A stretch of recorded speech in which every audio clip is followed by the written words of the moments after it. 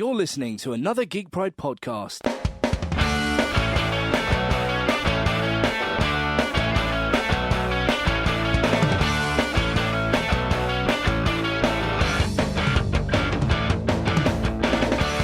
what is up, everybody? This is Geek of Elysiam Entertainment, and I'm here on the Geek Pride podcast. What's up? What's up, Kay? How's things? Very long time no see. Yo, it's been a very long time. San Diego. San Diego.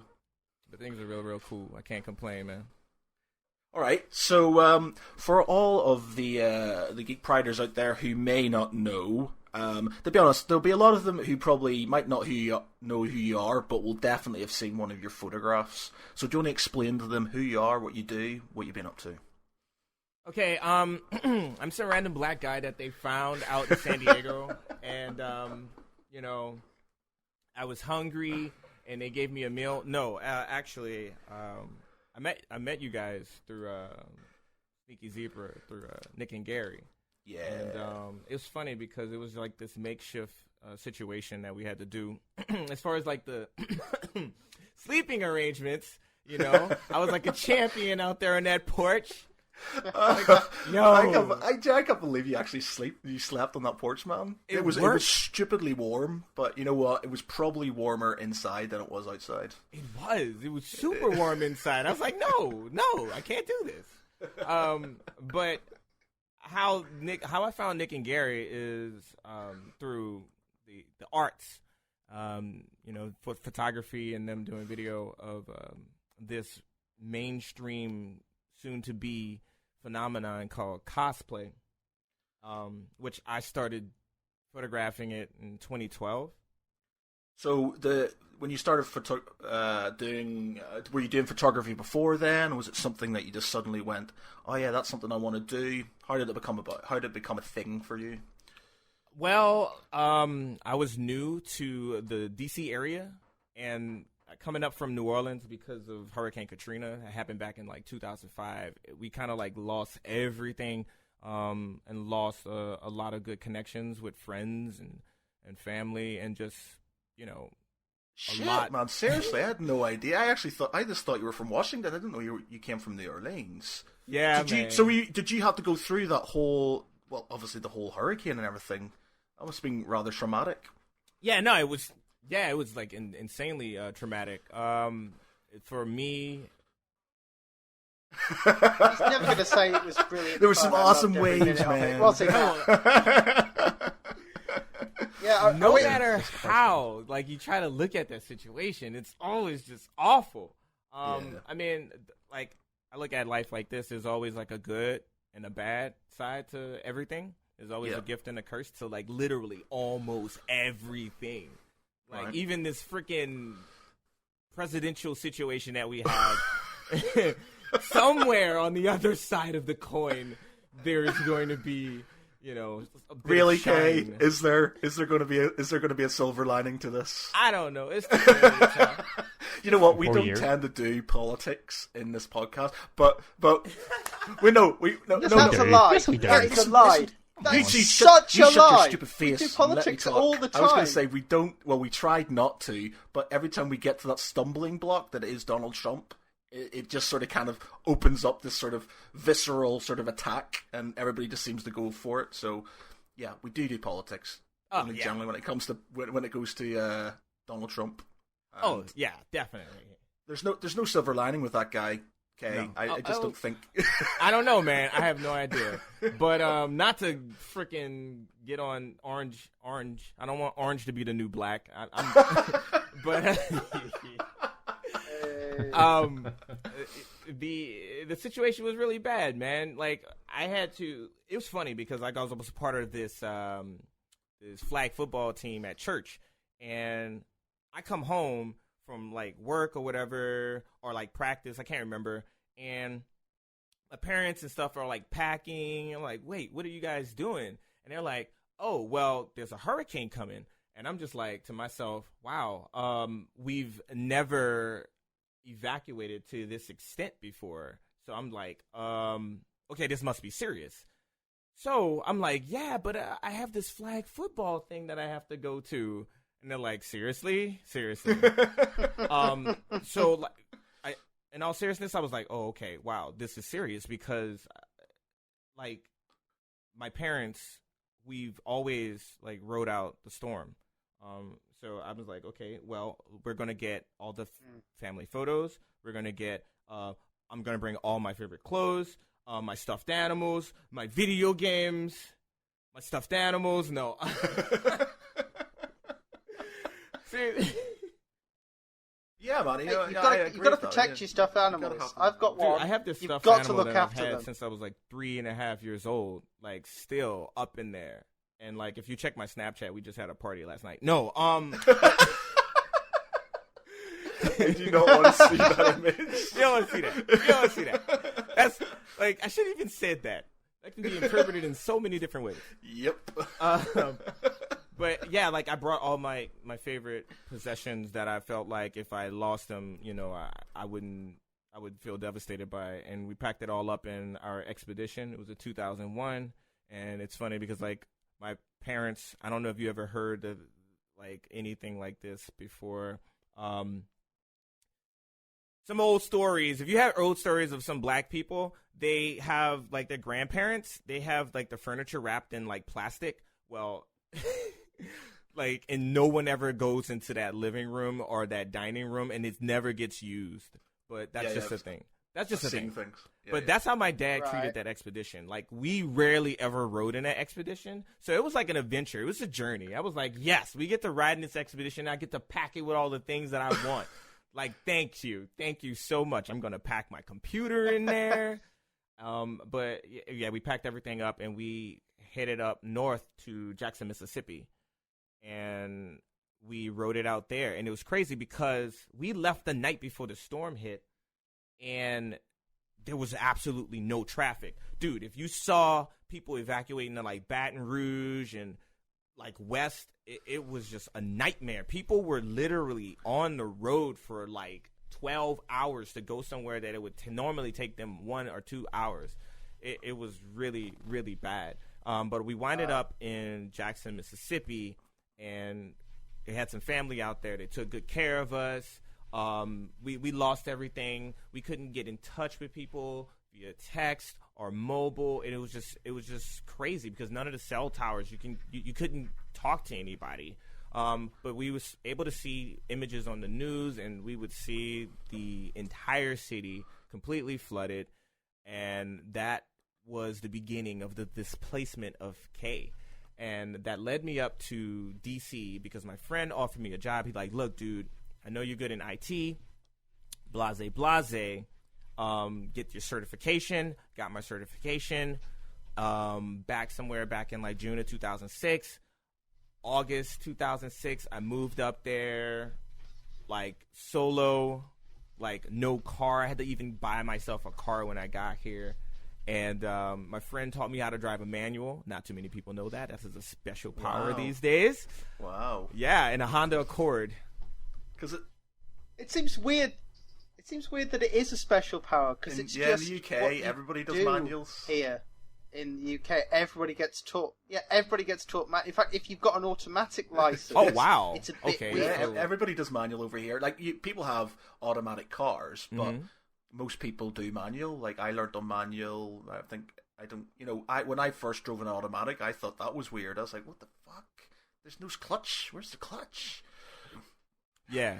Well, I can't get any engine braking going. It's ridiculous. Because like over here in the States, man, like I heard like something less than like 10% or something like that, or 18% know how to actually drive a manual. So it's a dying breed. It's the perfect theft deterrent when it comes to my car. But yeah, yeah, exactly. Because no one can nick it. but I was like 23. I think I was 22 or 23 when I actually learned how to drive. Yeah, I was really, really old. But yeah, and being up here for a while, working and whatnot, I met some other friends from New Orleans through my friend Guru, and Kyo introduced me to conventions. Boom. I was like, what is this Nerdland? Like, I never knew this existed. And then from there, I met another friend went by the name of Quadrain, and he took photographs. And then I noticed that you can get a badge if you were press. Yep. Oh. That's totally not why I started doing photography at all. Dude. Welcome to the birth of Elysium Entertainment. Free badges. Wow. Do you know what? Quadrain is such a cool name, by the way. I like that. Yeah, it was Quadrain. Yeah, and like back then, dude, he was like super like top tier. You know what I mean? Like I'm talking about like, man, like freaking 2006, 7, 8. You know, EBK like on cosplay.com, man. Like he was like thoroughly looked up to. I still see that guy. Eurobeat Kasumi now. He used to go by Eurobeat King, but I still see him as like an icon in cosplay photography, because like that's just my initial steps. Same thing with Yaya. She's just an icon, you know. Yaya, Jess, and Vampy. They're just. So how did you? Because you know, going from obviously being an unknown, somebody's just come up from New Orleans to the Washington, not knowing anybody. How have you sort of made it from? What was your sort of big moment that sort of split you from the rest of the photographers? Oh, okay. So, oh my God, it's funny. I am so torn about talking about it because just this past year, I went through a whole bunch of stuff personally. You know, trying to like buffer ego, because I got really, really consumed in ego, and a lot less on work. But I will actually go into it because hey, it's a part of who I am, you know, and what I am today. Back then, cosplay photography a lot of the times was just point and shoot, film cameras sometimes, and just people with cameras walking around taking pictures. There weren't many photo shoots. Like now, if you're a cosplayer, you're like photo shoot. Who's doing photo shoots? Oh, guys, I'm ready for some photo shoots. Like that's all it is nowadays. Like people scheduling photo shoots. But back then it was like, hey, I made this. I'm gonna go walk around with my friends, and then people get stopped, taking pictures, a little quick snapshot. That's it. I saw that and I was like, this is some pretty cool stuff. We can photograph it a little bit better than that. So I was like, I wonder how I can take this little niche of a thing, right? And then like kind of like expand upon it. And so I started studying how to take images better, if you will. And I stumbled upon Strobus.com. The author there is David Hobby, and he's one of the most just well-known photographers in all of photography, period. He's up there with the likes of Joe McNally and Greg Heisler when it comes to just, you know, knowing the art of photography. And he gave me the building blocks. Like one of the first things he said was get your flash off of the camera.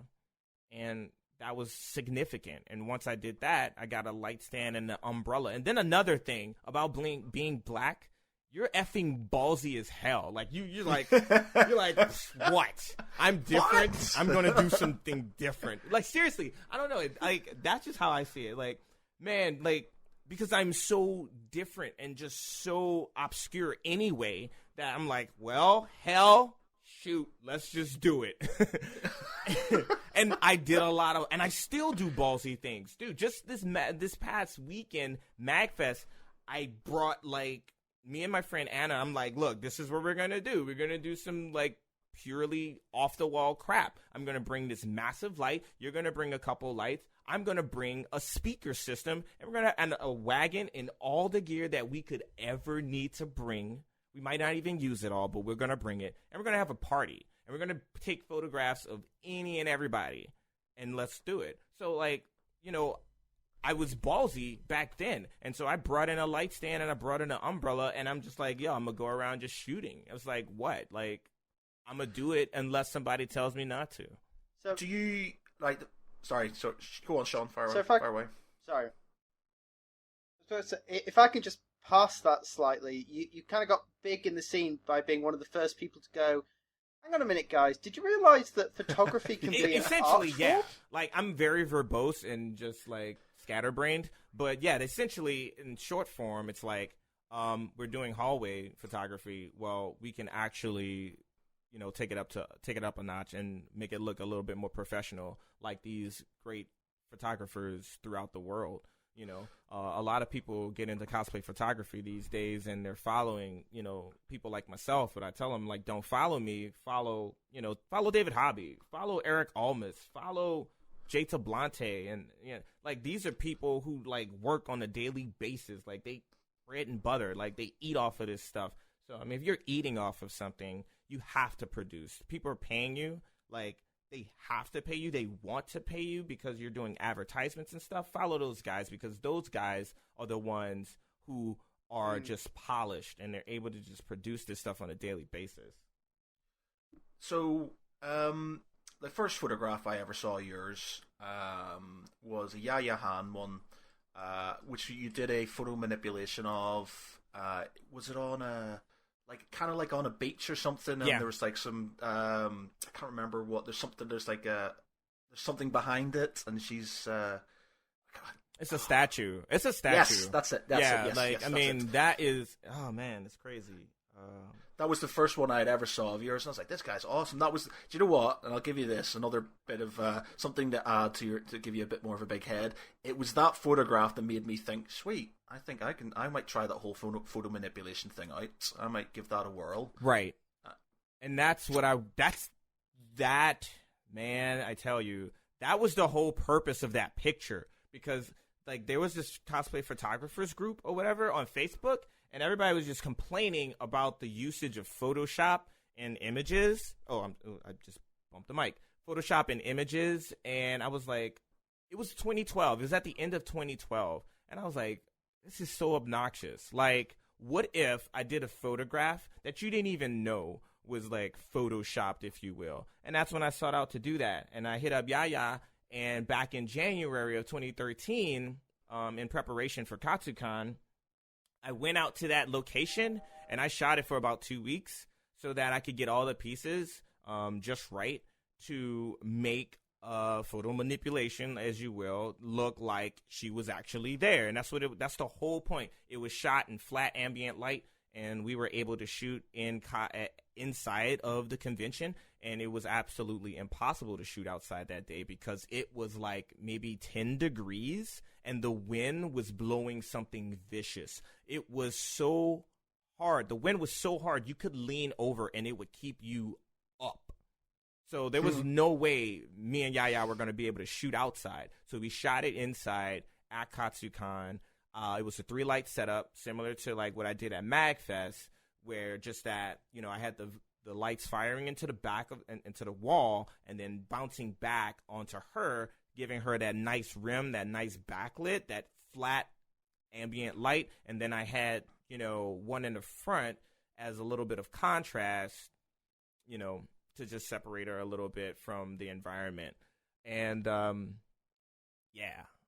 The photo manipulation itself, was that something you were sort of you knew about beforehand? Is that something you just had to learn? That's something I decided to learn. Like, I was like, you know what? These people are complaining so much about Photoshop. Okay, I'm going to figure out how to do a picture like that. And I did it. and the rest is history. You definitely did do it. Like I said, it was because I sort of like have memories. Like the first sort of cosplay music video I saw was a KatsuCon one from 2012, 2013. I actually think you might have been in it. Yeah. Taking photographs of Axon. Yaya Han. Axon. Yeah. And then I saw that photograph. And I've been following you since then. It's weird that I only got to meet you sort of like, I've never been to the States, so obviously.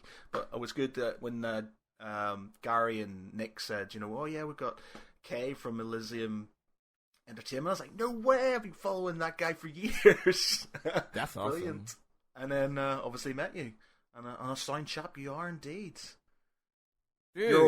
You're a whirlwind of a character as well. It was me and my brother were just sitting there watching you, especially when we were out and just letting you go. And I was just like, wow, this is amazing. That's awesome. That is awesome to hear.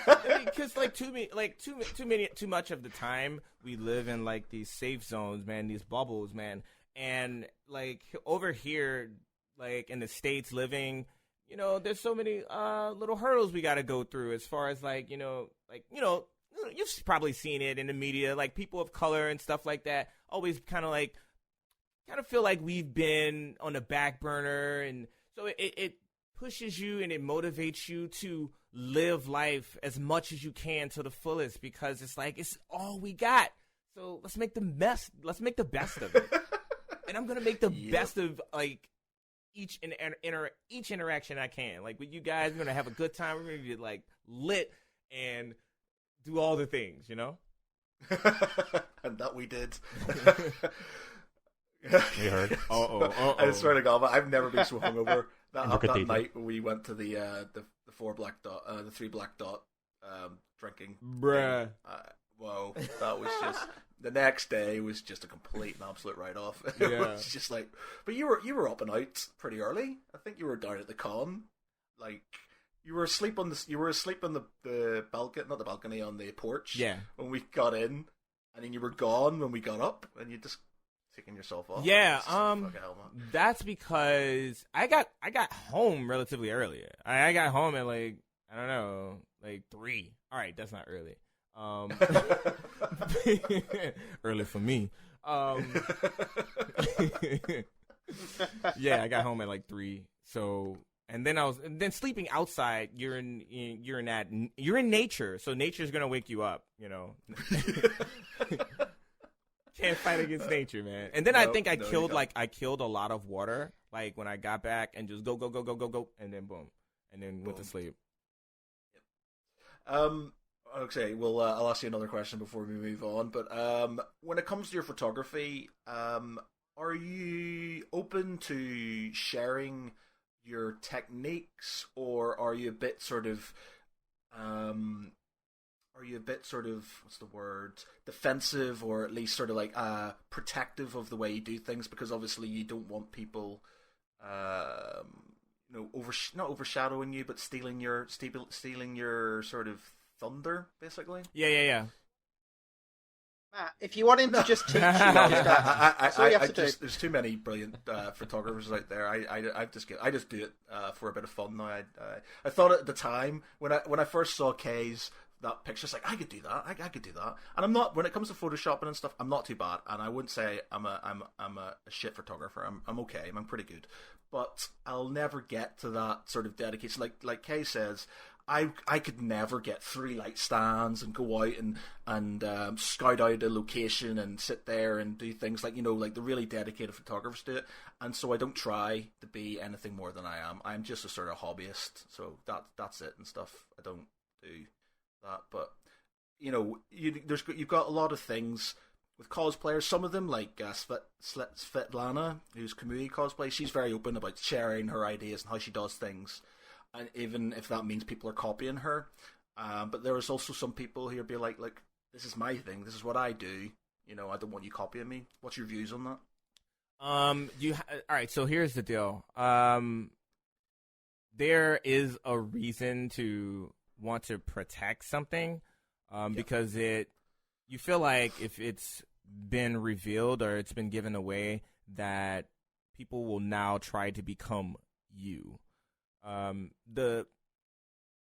You can capitalize off that by sharing your information and monetizing that information, But you have to get to there needs to be a threshold. There needs to be a threshold where the information that you share, there's a bit of a buffer between that and where you are artistically as as an artist. So you need a buffer, because if you give out everything, then, oh, here we go. I'm you now. And you just devalued your art. Now everybody can produce the art that you can produce, and they can do whatever. They can sell it for cheap. They can sell it if they wanted to. And since more people now have access to it, you've totally democratized this thing that was so rare and just was, there was such a narrow path to it. Now it's super wide, and it's lost a lot of its value because everybody can do it.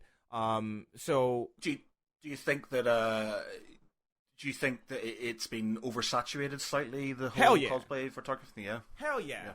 Completely saturated. It's very hard for me to even talk about this stuff because, like, people get annoyed with me when I do talk about it, because I'm extremely passionate about it, and I call it for what it is. And a lot of the time in cosplay community, in the cosplay scene, like, real talk doesn't get spreaded a lot because it's cosplay. It's supposed to be happy and fun, and we're cute, and yay. Do you think it's changed a lot over the Hell years? Yeah. It's sort of become a bit of a monster, or how do you think, from 2012 when you first started to in 2017 now, what's the big change? Dude, it's obscenely different. It's obscenely different. All right, the big change went from, and I'm a part of that monster itself. The way that photographs are taken, the level of which cosplay is deemed good or bad, the popular the way that things have just become popularized, and it's I know cosplay is very, very self-indulgent, self-serving type of thing, because it's a person dressing up for a character to believe in themselves or become that character, right? But what I've seen a lot is that a lot of the times people don't necessarily really, really care about the character too much. It's like, hey, I'm doing this because it's going to give me a lot of attention, all right? And buy my stuff in my store, which that happens to everything, and it's just a matter of sitting back and just realizing that the thing that you enjoy, the way you enjoyed it, it's changed, you know what I mean? And it's going into a different direction. So are you always having to think are you always having to reinvent yourself to become, keep ahead of the curve? Yeah, you do. Like, it took me 3 years before I got to the point where I was like, all right, this is what I'm going to do. This is how I'm going to do it. And this is what it's going to be. And the whole, you're witnessing, like, literally a comeback, if you will, of my presence within the scene on just a very, very large scale. Because I got burned out really, really quickly in 2013. And that's because my perspective back then was, damn, okay. And it's still somewhere in the back of my head. Everybody wants to shoot with me, but I'm getting absolutely nothing out of it. Like, wow, people people won't buy my prints, or buy the rights to my prints, okay? Even if they are making money. You know why? Because somebody else is going to take a picture of them, and they're probably going to get the rights for that picture for free. So that's demoralizing in itself. The value of photography in this scene has been diminished drastically. If you go on the West Coast, nobody pays for a picture on the West Coast. There's so many photographers there. It's ridiculous. There's nobody charging. So but there's a whole bunch of people making money off of prints. So I don't get why there isn't some type of a reasonable transaction when it comes to this art. So would you, for example, photographs you would get, you would take of Yaya Han or Jessica Negri or something like that. Do you have agreements with them on their use, or how does it work? It's very interesting because me and Jess shot back in 2012 and 2013, and I've shot her since then, but I have yet to produce a masterpiece that I want to distribute.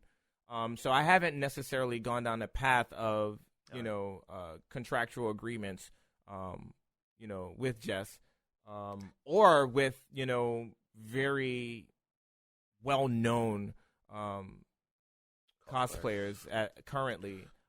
Just kind of like kept that like really, really off the radar.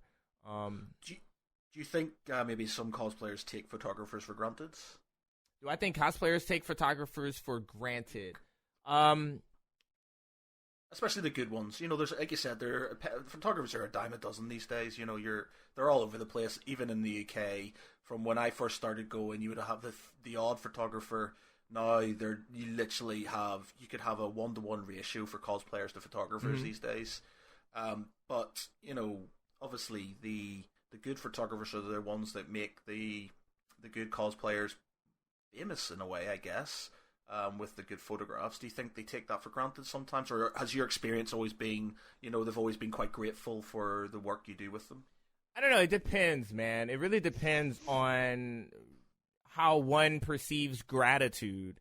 Some people are fine with like a couple shout outs. Some people are fine with like, I don't know, $10, $20,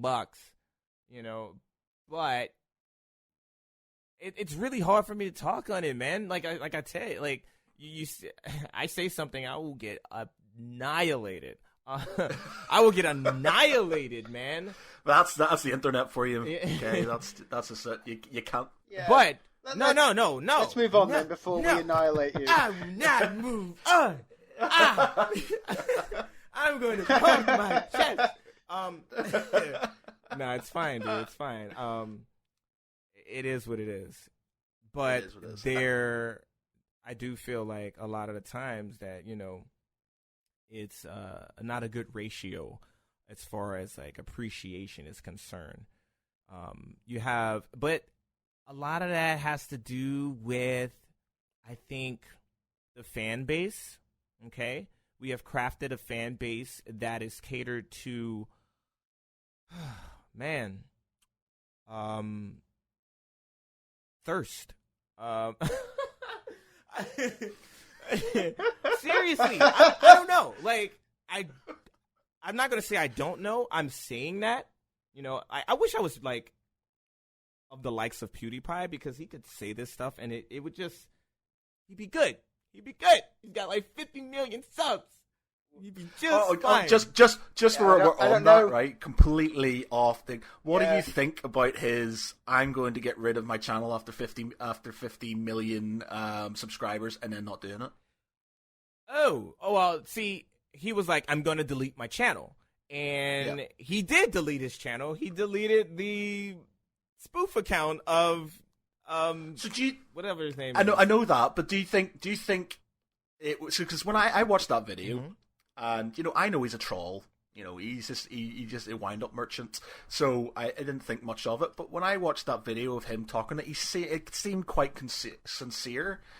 Do you think he realized towards the end, they went, "Oh shit, I can't get rid of 50 million subscribers. I'll just subvert it and say it's something else"? Or do you think it literally was just it was a troll from the very beginning? My guess would be that it was a troll from the very beginning, because that man makes like £10,000 per video. I don't think you'd throw away basically raking in millions of pounds just because you got slightly lower numbers. So I think he was just fucking about. That's his career. He's trying to be controversial and, trying to, promote himself even more. And you're not going to throw away your career and your monetary income. You're not going to throw away. Well, yeah. Silly, though. He had I watched the video, and he, for getting X amount of subscribers, YouTube sent them this huge sort of like statue, like red sort of. I'm not sure if it was glass or what it was made of, but like statue of like a thumb, like a thumbs up or something. I'm not sure whatever the fist symbol bump. is. Yeah, the fist Bro bump. That's fist. it. Yeah. The bro fist, that's it, the bro fist. They get him and he got some small ones, and he did this whole video about unboxing it, and oh my god, this is great, and I'm going to give these away, and give these away, and then, he's all about grateful, and then at the very end of the video, he sticks it on eBay for sale. Yeah. and He's like the internet Nigel Farage. Yeah. Sorry to bring in politics again. Yeah. Well, he almost literally is, because did you see what he did more recently, which was to use Fiverr, that website Fiverr, to get two Indian guys who just didn't read English to hold up a sign that said "Death to all Jews" and start laughing. Wow, that's grim.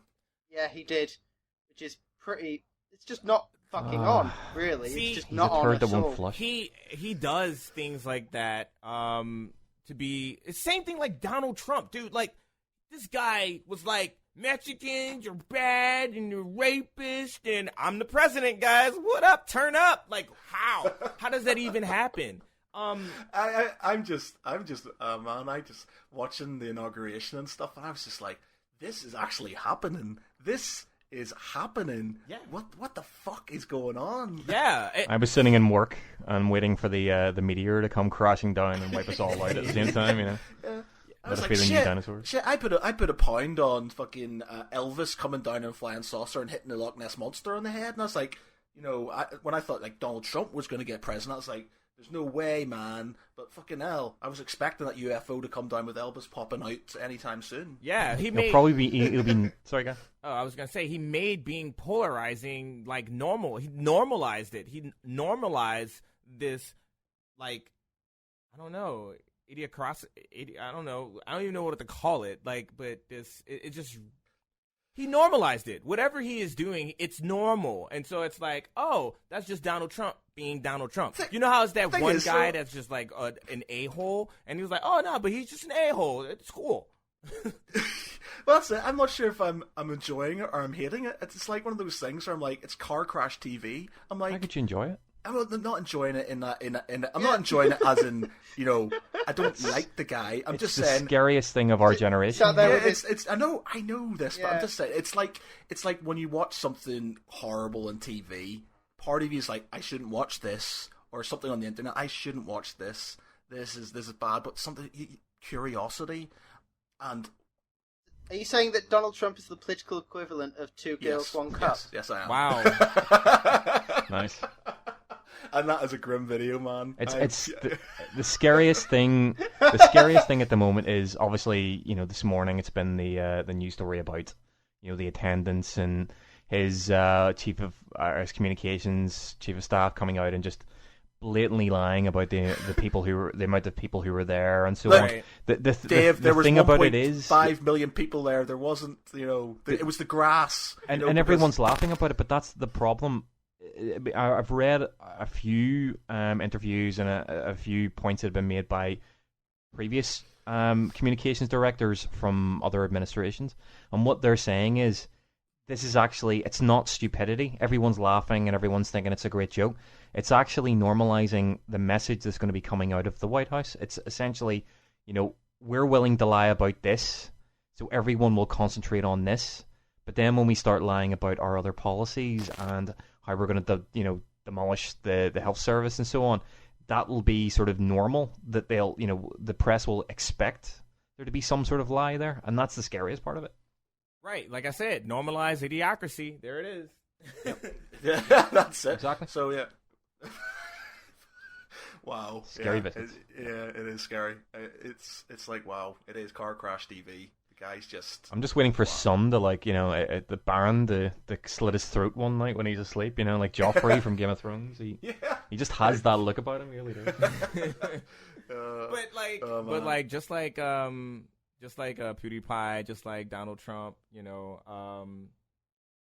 I've said some very controversial things within that whole scene, So I get the Are you the Donald Trump of the photography world? No, no. I'm more like Negan. You know what I mean? Oh, right, okay. Yeah. But Lucille is my camera. You know. Have you read, when it comes to Walking Dead? Have you read the comic books, or are you just on the series? I'm just on the series. So you kind of don't know what's going to happen next. I don't. I'm a fake nerd, y'all. You found me. No, the thing is, I've never been a massive comic book person. I've read the odd one. I'm a bit of a war game geek, so it's all about board games and stuff. Nice. For me. But I got so into it, I started read up on all the Walking Dead stuff and what's going to happen with Negan and all the other stuff, and I was like, holy shit, this fucking shit's going to hit the fan. Things are going to get big. Yeah, Elvis is going to come down on a spaceship. Hit the Loch Ness Monster on the head. Yep. It's all going to happen. With regards to The Walking Dead, then, Kay, do you think, for me, The Walking Dead is getting a bit too formulaic. It is literally a case of big intro, lull. Maybe something happens in the mid-season finale, and then they have a bit of a lull, and then they have a big thing at the end. You know, do you think that they should maybe reduce the amount of episodes and put more into them? Or are you happy with the way it is? See, I wouldn't know if I was more of an enthusiast to the comic, because I would have something to kind of like compare it to as far as like quality is concerned. But to compare it to another AMC show, it's hard because like Walking Dead is just ongoing. If it was something along the lines of like Breaking Bad, holy crap, have you seen that show? God, it was one of the best shows ever created. Do you know what? I wasn't overly keen on the way it ended. Breaking Bad. I kind of the way it ended just seemed like, I don't know. I was expecting something different. I don't know what I would have got, but it just sort of, because you see it. Have you seen it? Yes. And Dave, yes, Sean, yeah, you've seen it, yeah. Yeah, of course. But for everyone at home, spoilers. So obviously he's in the compound. He basically saves Jesse, and then he just dies, and that's it. Or did he? And it's like, I mean, all right, okay. I mean, he probably did die. The way I kind of viewed the meaning of that death, and I can be kind of told I'm wrong here, is that throughout the whole series, Walter starts off, he tells himself he's doing this for his wife and his kids, and he sort of does that at the beginning, but then it becomes about himself, about this frustrated person who could have been a multi-millionaire, but got out of the company at the wrong time, and then his friends went and became multimillionaires, and he's stuck being this high school teacher. And through the meth kind of cooking, he gets this opportunity to be someone big, to be someone important again. And he really, most of his actions through the kind of first third to the very end of the series are about maintaining his own ego, the extent he goes to in order to get rid of certain people, make certain that he's still able to look after, still able to have this business, and the money becomes a score. It doesn't become his actual aim after a while. And so at the very end, you see that he's, by sort of realizing what he's done to Jesse, seeing what he's done to Jesse, that Jesse actually betrays him over all of this. I think what they were going for is that finally puts aside all of that ego and actually gives his life for someone else. And this isn't the kind of chemistry teacher at the beginning who's giving his life for someone else. It's the drug lord who is finally accepting that there's something more important than his own grandiosity. That's what I think they were going for with that. So I kind of liked the ending in that way. Yeah, I know. I can see where you're going with it. I didn't take that from it when I watched it. I just kind of, I don't get me wrong, I didn't hate it, but I just thought, I went, oh, right, that's it. And that was it. I was like, oh well. And I don't know what I was. I don't know what I was expecting. I don't know how they could have ended it other than that. But it was just sort of after how many series was there? I think there were 5, 7, Yeah. 4, 5, 8. 7. Yeah, there's a lot. Well, and it's like you sort of invested yourself in them, and then you're like, and then it's just like, yeah. I was like, oh. Right, okay. I think it was It's like Battlestar Galactica, or the way it fucking ended and stuff. And you're just like, that's shit. Well, that's the problem with a lot of shows. That's the problem with a lot of shows. A lot of the bigger, most recognized shows have difficulty ending. Like, like The Sopranos was another example of an ending that was really anticlimactic compared to the rest of the series.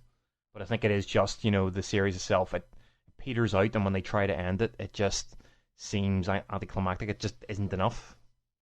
See, this is what's going to worry me about Westworld, man. If they keep on going with that, it's going to get to a point where they'll run out of ideas and it'll turn shit. I don't know.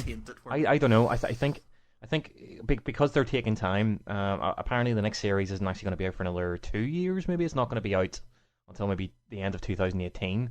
So, I think they're taking their time with it, and they're not rushing out series after series after series, which is the problem with The Walking Dead at the moment.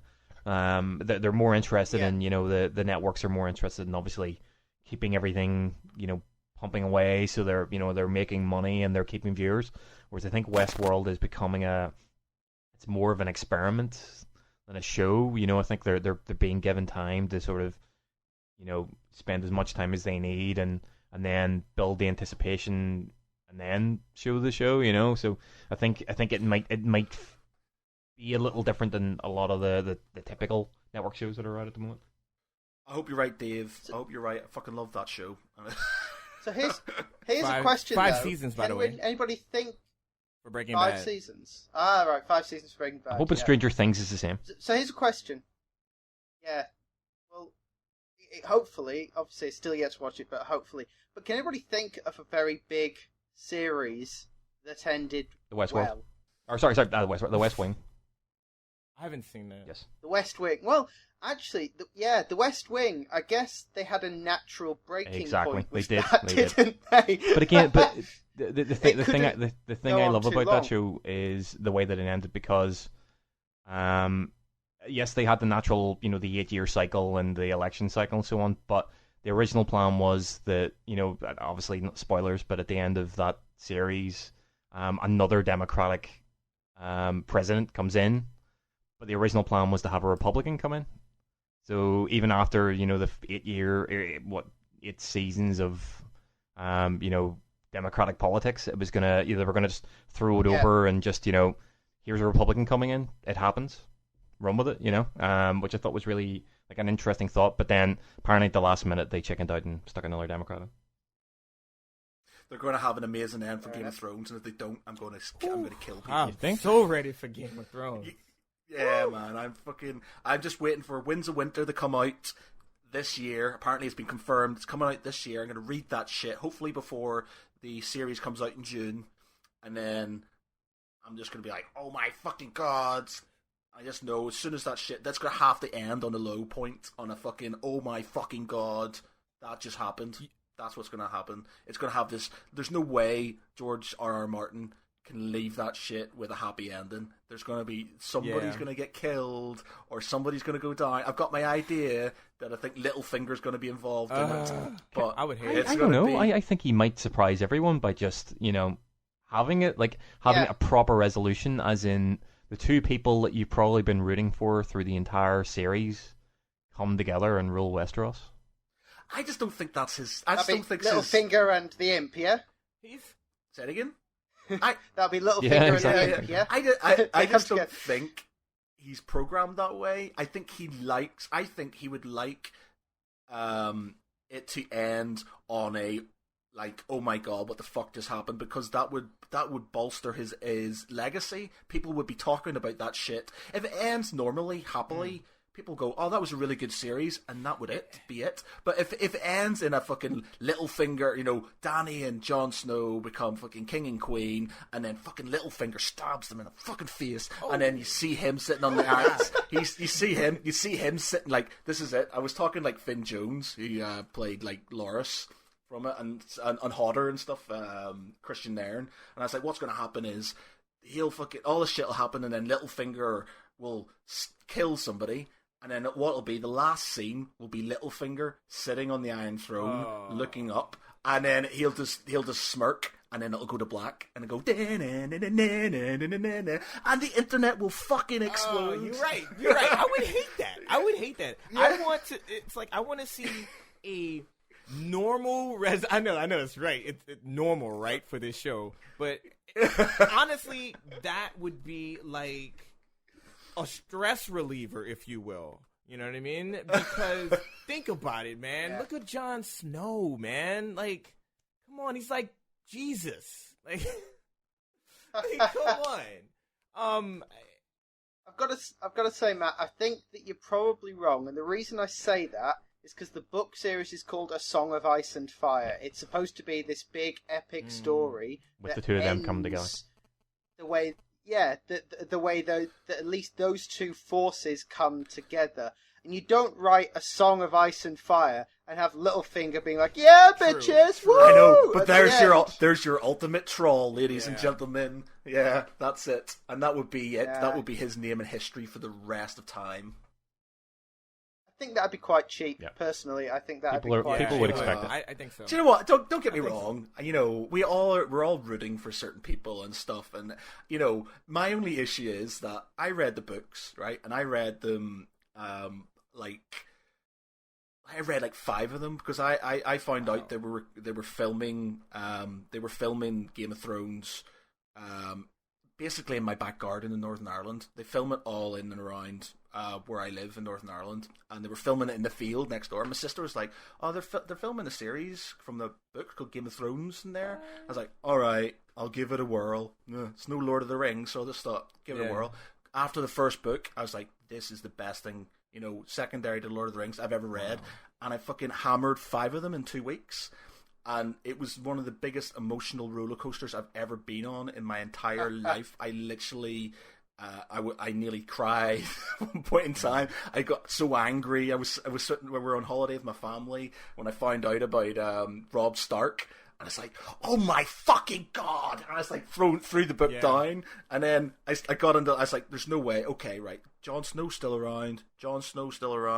Oh my fucking god! They just fucking cut his throat. Dude, fuck. Dude, like, all right, you read the books. I saw it on television, and apparently it's a little bit different.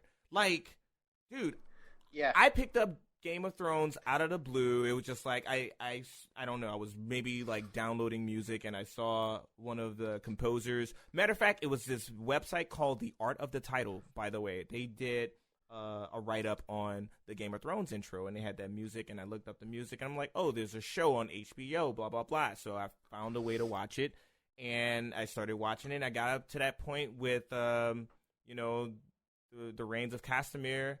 And my mind was blown. Like, I had never seen anything like that on TV ever in my life. I was super shocked. Like, literally, like, I don't know if I mean, spoilers, but I mean, this stuff is old. But, like, they stabbed the chick in the stomach. Dude. Well, it's like, the thing is, she's, in the book, she's not. I know, and yeah, stuff. I heard. Yeah. But it's not, at the start, I was annoyed, and as some people in Geek Pride will know, Matt ranted many times about how it was different from the book. But when I got over the fact that there were 2 different entities, and I started to enjoy it a bit more, I distanced myself from the fact that it wasn't. My only issue was that I'd been through so much trauma that I kind of wanted people to be there with me. Right. Right. And it was just like, and you know what? The bit where I knew, because let's see, I had to live with Robb Stark's death for like 3 years or something like that, and I had to live with Jon Snow being potentially dead for like 6, and I was just like, and like people weren't getting there, and like my mates in work were going, "Oh yeah, man, Robb Stark, he's like one of my favorite characters. Jon Snow, he's one of my favorite characters. I hope he's okay." And I'm just like, I know exactly what's going to happen right now, and I totally want to tell you so you know the pain that I have been through for the last 3 years. And it's just like, and then them coming in and going, my god, they just fucking killed him. And I was just like, I fucking know. Yeah, like that was the first time I had ever experienced where I'm like, this is like not a superhero, but just like a leader, or just getting like snuffed out. I call it snuffed out because it's like that kid could have done great things, and they just swept him away, just like, oh, a little trash, poof. Yeah, and it's just that, like, you know, granted he doesn't seem to have done anything towards Tyrion and Dany, and obviously Jon Snow was a bit of whoa, nearly got it, but yeah, part of me knows it probably will end in a sort of half decent resolution, but I just think part of him can't. If all right, here's the thing. I think if in the series they may have, in the TV series they may have a normal resolution because it's TV. But I think the book may have a twist because I just don't think he can help himself. I think that would be the ultimate troll. Is in a way, a kind of good George R.R. Martin way would be to have the TV series end in a different way to the books. Yeah. Because the book, we all know, is going to come out around the final book. Will come out with Half-Life 3. The two will come out together. Don't say that, Sean. Never say that. Come out then. Yeah, man. Fucking hell. We're looking at a good 7-8 years before that final book comes out. Probably just by the way that it's taken for Dance for Dragons to Winds of Winter will be. It will be about 6 years, 6-7 years. Yep. Wow. So it will be a long enough tale that he'll be able to do basically whatever the fuck he wants completely differently in the book, and it will just strike the book readers in a completely different way because they'll be like, but the series. We trusted you, George. We trusted you. Yeah, I think I read an article in which he said that, you know, how he felt with people complaining about him getting the books finished. He's like, sometimes, you know, you're looking at, I don't want to quote it. I can't quote him because I don't remember exactly, but it's like, it's this big thing that you have to accomplish. You know, it's like cleaning your room. You let your room, you haven't cleaned your room for a month, and now you got to go clean it? Oh, please. Like, can I just not? No, I get that completely. You know, I've got a million projects, a million things that I should be doing or I want to do, and I can't do it just because I'm not in that place. And I understand if you're writing something so epic that you can't just suddenly force yourself to write something because you just won't get a good story out of it. So I understand completely. It's been so long now. It has been 6-7 years, and I think he just needs to get it sorted. And I just hope he doesn't take that long. I'm kind of hoping because A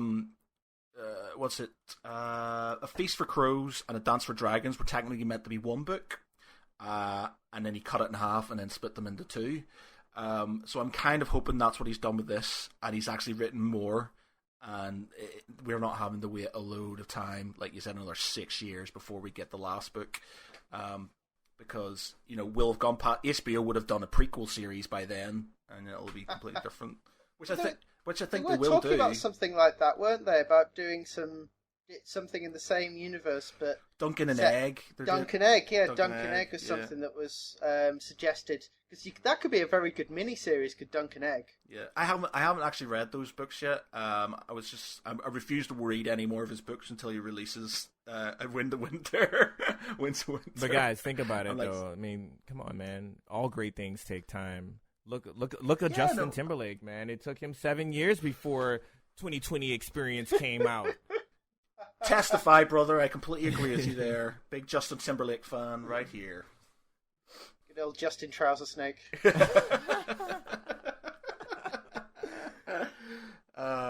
Right, okay. We've got a few more minutes to go. So has anybody else got anything they want to talk about before we sign off? I mean, dude, we could go all day, man. Let me stop. I can't go all day. I gotta go out in a few hours. But, so I mean, what are you guys doing? Like, what's next for you guys? Yeah, well, what is next for Geek Pride, Matt? Try and organize this beast as it stands. I actually had a chat with Callum on Skype the other day and stuff about what we need to do and stuff, but we just need to organize ourselves a bit better. Because we're all good with all these ideas and doing things, but trying to tame the beast, and trying to get sort of consistency is quite hard. Especially, we're a voluntary site. Right. Everybody does things for the love of it. Trying to get people motivated, just like getting George R. R. Martin to write something is hard. And you literally got to go with what you've got. So at this moment in time, I've converted my garage. It's nearly completed. I've got myself some new podcasts and stuff. New computer coming in next week. So I'm just literally going to be hitting sort of YouTube and the podcasts and everything pretty hard, and trying to get some more sort of. What other type of podcast would you want to do? And then the thing is, I don't know. It's just I quite like this one because it's quite general and stuff. I wouldn't maybe mind doing some more specific ones. But Warhammer 40k podcast. Yes, I wouldn't actually mind doing that. Wait. Oh, Warhammer? A Warhammer? No. Yeah, Warhammer. Yeah. Massive Warhammer geeks, unfortunately. I won't be involved in that. You guys produce music at all? Like I told you, I'm getting back into my music thing. I did it a long time ago before I did cosplay stuff. What sort of music are you doing? Dude, like I started off doing like pop and like hip hop, R&B and stuff, and then like this was a long time ago. I was like working with a friend up in Canada. Goes by Brawl Beats, and I was telling him like, yo, we should introduce like video game music and like hip hop and R&B into like EDM. And this was like back in 2004. Like, oh man, you'd have completely destroyed the industry if you'd done it right back then. Bruh, tell me about it. Tell me about it. Like, I have some recordings from back in the day, man. Like, I would totally like let you guys hear that stuff. You'd be like, oh my god, Kay was doing this so long ago, 13 years ago. Like, no way. So, is it all all computer based? Do you play any instruments, or what's the score? Yeah, I just sing. That's all I do. Yeah, man. A little vocal stuff. All right. So, nice. But if there are people that that produce stuff and they would like to collaborate, that'd be amazing. Cool. All right.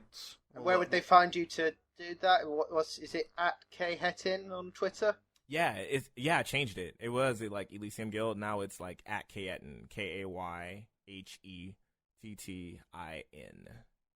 Same thing with the Instagram. I need to change the Facebook too. I don't know if I can do that with the Facebook, but yeah, Instagram and Twitter is at Khetin. Do you think the music may overshadow your photography? I wish. Like throw that shit on YouTube, yo. Give me the YouTube views. I want that view money. It's bigger than PewDiePie. Yeah, bigger than PewDiePie. This time next year, dude. Like it's so much more. Like you don't understand. It's just so much more fulfilling to do art and be able to monetize that junk. Like I made this thing and I'm eating because of it. Oh snap! Or I'm in Japan because of it. That's the dream, dude. Just like the podcast. That is completely the dream. That absolutely. is the dream.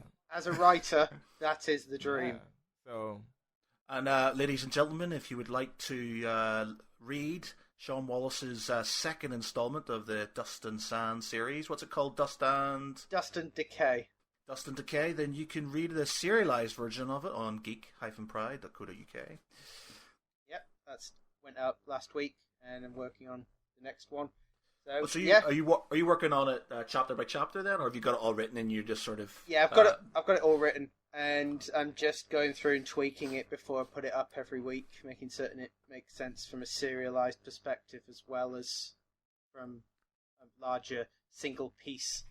So yeah, I was doing some of that earlier. So well, there you go. Nice. Well, yeah.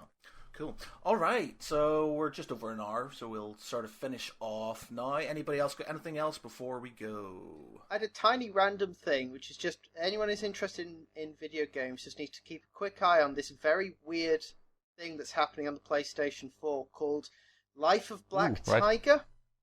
Yeah. It's a game that went up very recently, and it looks like, you know how Steam is just filled with literal arse, just the worst games in existence. One of those games has made it onto the PlayStation Network called Life of Black Tiger, and it's really weird. PlayStation even put up an official trailer for it on their YouTube channel, but it's so clearly a terrible, terrible game. Something very bizarre is happening there. Either this is part of a wider joke, or PlayStation Network is about to be flooded a la Steam, or someone's going to get fired inside PlayStation Network. I'm more likely to be that. Oh, I will keep an eye out for it, actually. Yeah, Life of Black Tiger, Life of it's Black called. Tiger. Very I can bizarre. drag myself away from Destiny, then I will. Yeah. Are you on Destiny then? Oh, dude, yeah. I give up after the sort of I ended the campaign in the first one. The main It just game? didn't seem. Yeah, it didn't sort of it didn't grip me for some reason. I just didn't get sort of that whole I need to play this more, which is kind of good because you know what I'm like with sort of MMORPG. So you know it's not a bad thing, but yeah, it didn't sort of. Was exactly the same. I played the main campaign. It was actually the first game I got with my PS, and I played the main campaign. Thought it was okay. Thought it was enjoyable enough, and then stopped playing it. Moved on to something else, and it was only just say September, October time last year, and I saw that the expanded edition was on sale, and I thought, oh, it's got all the expansions. I feel like having a go at it, so I bought it, and literally it has taken over my life. The expansions are fantastic. Luckily, I've been able to kind of grab a couple of friends, and we have like a kind of a clan at the moment, and it's just once you get onto a certain level, once you get past the main game, if you can struggle through it and then get on to the expansions, it's a totally different game. It's super enjoyable, especially if you do have other people to play with. It's great, really great. But again, it is getting through that initial struggle, that initial campaign. I do understand your struggle.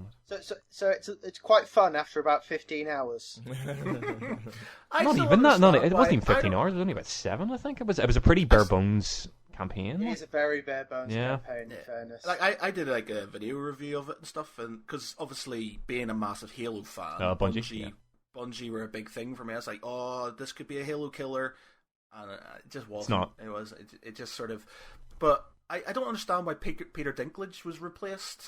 Because he was so Money! bored. He was so well. No, actually, it was. Well, if you ever hear his performance was just bland. It was terrible. But I think I think it's he wasn't available apparently for the expansions, which probably means that they didn't want to pay him.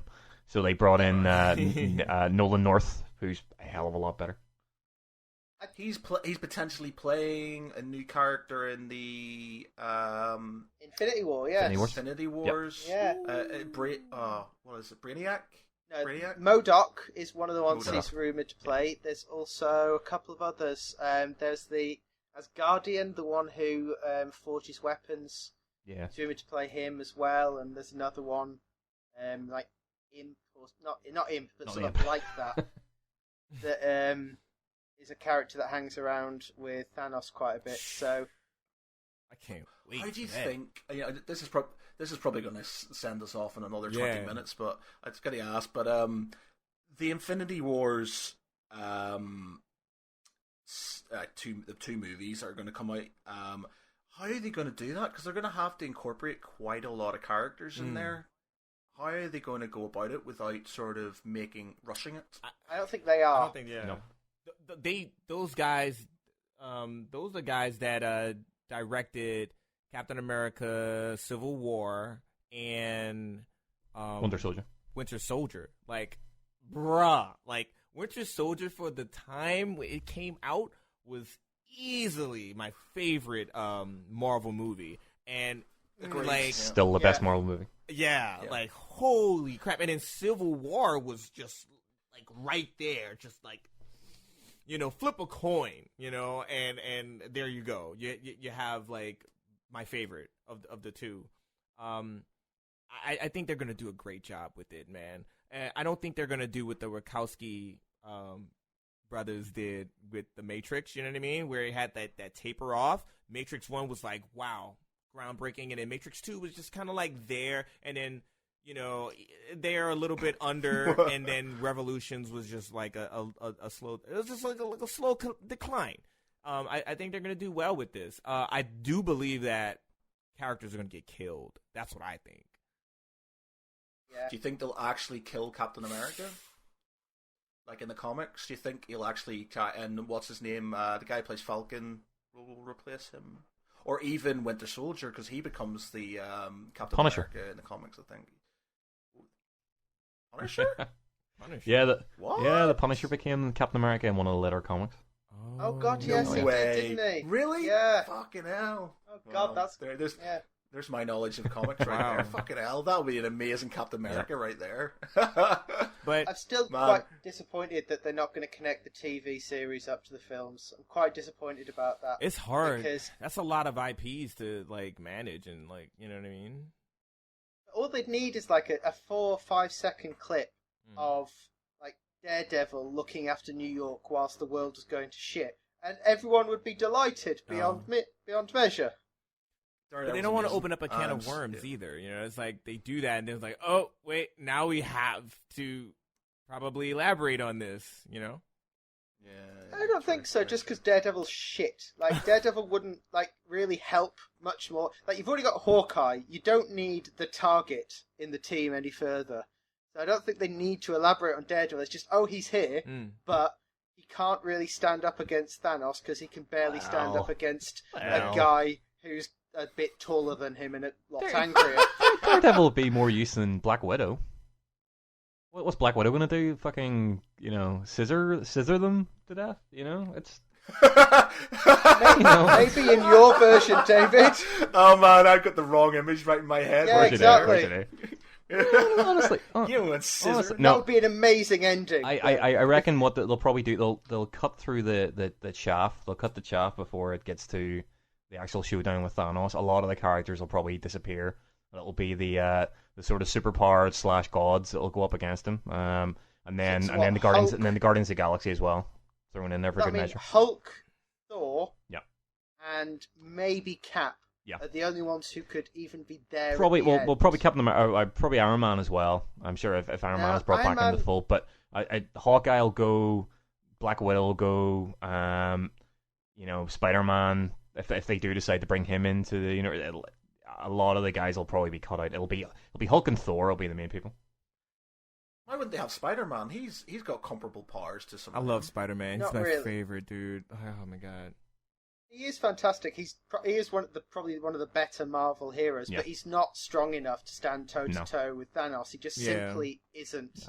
The only people who are kind of canonically going back to the comic would be Thor and Hulk, and maybe Iron Man in one of like the absolutely ridiculous mega suits. Yeah.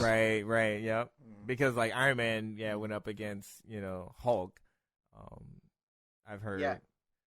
Yeah. This in the World War Hulk series, he goes up against Hulk in this incredible suit and still loses and nukes the city because he thinks it's the only way he can win, and still loses against Hulk.